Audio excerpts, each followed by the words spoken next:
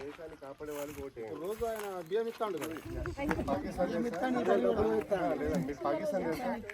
పాకిస్తాన్ తెలుసుగా మన పక్క దేశం.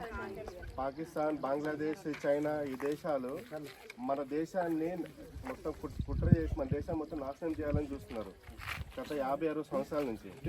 కానీ ఎప్పుడైతే మోడీ ప్రభుత్వం వచ్చిందో అందరినీ తరిమి కొట్టి ఎవరిని ఎక్కడ ఉంచాలో అక్కడ ఉంచారు. అదే కాకుండా మనం ఫోన్లు కొనేవాళ్ళం, వేరే దేశాల నుంచి తెప్పించుకునే వాళ్ళం.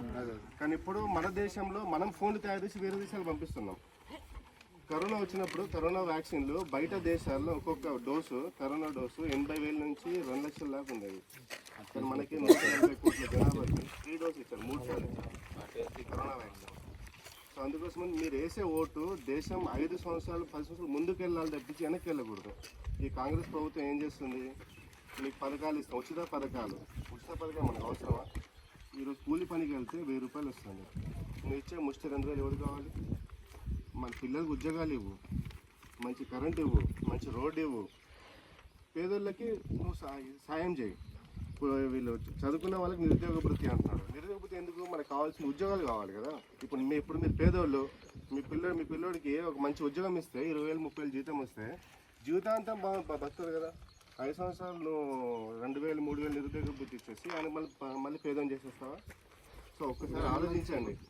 పిల్లల భవిష్యత్తు బాగుండాలి, దేశం బాగుండాలంటే మోడీ గారు ఉండాలి. లోకల్ ఎమ్మెల్యే అంటే మీకు తెలుసు, మీ ఇష్టం ఎవరికైనా వేయండి. కానీ దేశం భద్రతగా ఉండాలంటే మోడీ గారికి ఓటేయండి. ఇక అంతకు మించి నేను ఎక్కువ చెప్పలేను.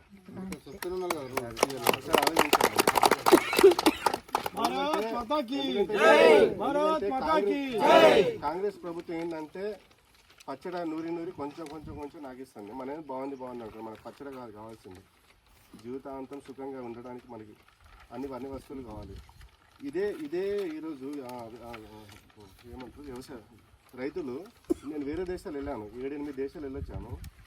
వాళ్ళ సంవత్సరం ఆదాయం 20 లక్షల పైన ఉంది.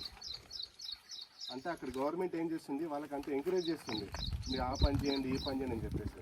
ఉచిత పదాలు ఇవ్వట్లేదు, ఉద్యోగాలు ఇస్తుంది, వాళ్ళకి ఏదో దారి చూపిస్తుంది. మనకు మాత్రం ఉచిత పథకాలు అని చెప్పేసి అదే పేదరికంలోనే ఉంచుతుంది మనల్ని.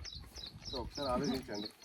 పిల్లల భవిష్యత్తు బాగుండాలి, మీ మనవాళ్ళ భవిష్యత్తు బాగుండాలి, మనవాళ్ళ భవిష్యత్తు బాగుండాలి అంటే మోడీ గారికి ఓటేయండి. అంతకు మించి నేను పడగట్లేదు. మాకేం డబ్బులు ఇవ్వలేదు బీజేపీ పార్టీ ప్రచారం చేయమని. నా సొంతంగా నాకు పిల్లలు ఉన్నారు, మరి వాళ్ళ భవిష్యత్తు నుంచి ఆలోచించాలి. నేనైతే ఖచ్చితంగా మోడీ గారికి చేస్తాను. ఆయనకి 73 సంవత్సరాలు.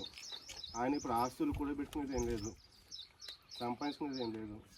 సో మీరు ఒకసారి ఆలోచించండి, మోడీ గారికి ఓటేయండి.